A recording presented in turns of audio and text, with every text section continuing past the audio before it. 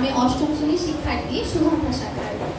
নাবিলা অনেকক্ষণ যাবত ভাবছে তাকে এখন কি করা যায়, সে কিভাবে শিক্ষা সফরে যাবে। তার সকল বন্ধুরাই তো চলে গেল, তার তো আজ ভীষণ মন খারাপ হচ্ছে। তার পরিবারের সকলে যদি আজ একসাথে থাকতো তাহলে সে কোনো উপায় বের করে তার পরিবারের সকলের সাথে ঠিকই যেতে পারত, কিন্তু তার যে আর পরিবারের কেউ নেই, সবাই যার নিজের কাজ নিয়ে ব্যস্ত। তার এখন কোনো উপায় খুঁজে পাচ্ছে না। সে ভাবলো তার মাকে ফোন দেওয়া যায়, তার মা যদি তাকে সময় দিতে পারে তাহলে তো সে অবশ্যই শিক্ষা সফরে যেতে পারে। সে যেই ভাবা সেই কাজ, সে তার মাকে ফোন দিল।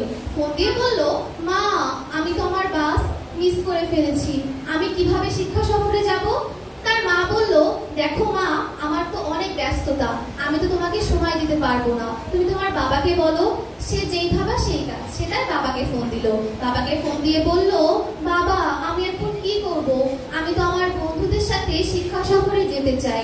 তার বাবা বলল, দেখো মা, অনেক সময় আমরা অনেক কিছু করে ফেলি, কিন্তু এর জন্য তো এই নয় যে তোমাকে সব জায়গায় উপস্থিত থাকতেই হবে।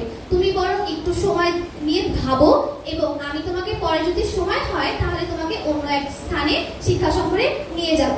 সে বলল, না বাবা, আমি আমার বান্ধবীদের সাথেই যেতে চাই, তারা সেখানে গিয়ে কত মজা করবে, কত বিষয় সম্পর্কে জানতে পারবে, আমি তো বাসায় বসে এই বিষয় সম্পর্কে জানতে পারবো না।